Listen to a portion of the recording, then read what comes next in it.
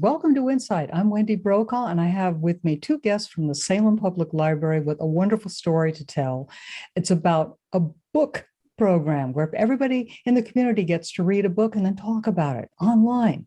Who thought this would be so popular? Well, we had a pandemic, and that's exactly what happened. People went online, and it's turned out to be really, really popular. I wanted them to tell us about the 6th annual Salem Reads program. And it's Salem Reads 2022 with a very juicy and somewhat controversial but award-winning book. So let's get right on down to it. Would you please welcome my guests, Alice MacGougan and Sonja Somerville. Nice to have you with us today. Thank you. Thank you. Ground us, Salem Reads. Which one of you would like to start? I can talk a little bit about the selection process. So our books are selected not actually by us, but by the staff. There is a staff representative on a committee, but it is really primarily driven by community members, people who are involved in the Salem Public Library Foundation, which funds all of the Salem Reads. They're the sponsors and organizers, and also just members of the larger community get together and they spend weeks and really months reading, contemplating, looking at different options for books. And after that committee work is done, they turn over to us 2 finalists. And then we turn that discussion over to the community at large. So we do a survey each year and offer these 2 books as possibilities. And the ultimate choice is left up to the community. So we had 300-400 folks vote on which of the 2 books they would like to choose. And this year in particular, very clearly went in favor of A Tale for the Time Being by Ruth Ozeki. How do they get to read it without being able to go into the library or even being able to afford the book? And this is a free program, I'm understanding. It is a free program. All programs are free. The foundation foots the bill for any associated costs.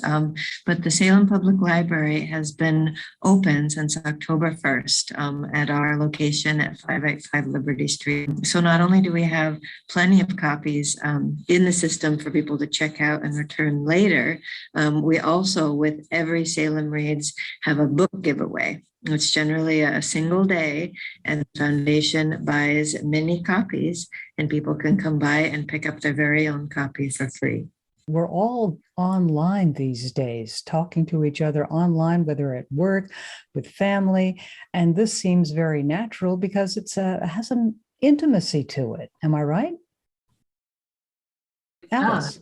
There is a surprising sort of intimacy that we've discovered, particularly by having book discussions online, that maybe something about people being in their own spaces and joining these meetings from their own homes. There's a greater sense of security maybe, but we've had some really lovely discussions, and people have been vulnerable and open-minded, open-hearted when we've had these discussions, both last year and this year. It was a surprising benefit to having an all online program. Who gets to read these books? Where is your audience? So the general scope of the books that are chosen is that it's usually an adult book. We have read young adult books. So the main focus is adult readers, but we look for books that have some sort of reach or appeal for teen readers as well. Let's talk about this book. Can you summarize for us A Tale for the Time Being? Yeah, I can go ahead and do that. That's not an easy ask, Wendy. It's a complex book, and it's told from 2 perspectives. One is told by a character named Ruth, the same name as our author Ruth Ozeki, who is a writer living on a island near Vancouver Island off the coast of British Columbia. And she's struggling with writer's block. And she, one day as she's walking along the beach, she discovers what she thinks is just trash and picks it up and means to throw it away. And she eventually discovers that it's a lunch pail with a handwritten diary. And she is of Japanese descent, and much of the diary is in Japanese, or at least with some Japanese characters, written by a 15-year-old girl.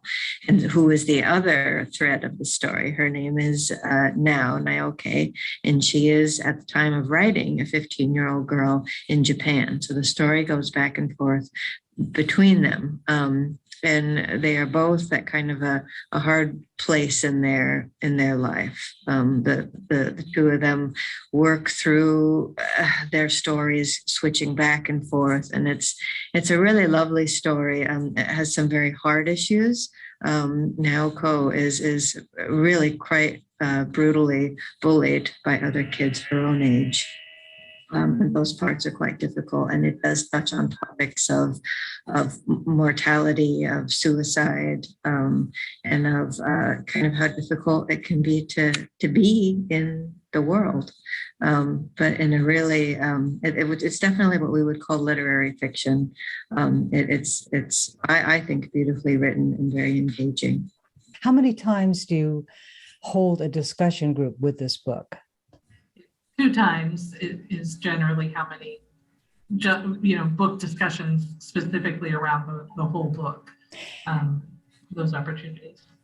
Here's where things are interesting to me about the community really chose this book, and it included some really difficult topics. And you raise these topics with these discussion groups, and or they raise them themselves. But you're librarians. What's your role when they want to talk about this or learn more about subjects that are really difficult to broach? That's what we're here for as librarians. So as people are reading something difficult or are feeling like they don't have the full context, we are always so happy. We are eager, beyond delighted, really, to have someone come to us and ask for a resource that would explain Japanese culture to them, help them contemplate the realities of suicide, work that through in their minds, and how to deal with loneliness. All of those resources are richly represented on our shelves, and we would be so happy to have someone come to us and ask for help with additional processing. Yeah, and I think what we offer is we do not offer interpretation. We don't offer, we don't offer people guidance necessarily working through these issues, but we point them to where they need to go to get what they need. We're really kind of facilitators and connectors in that way.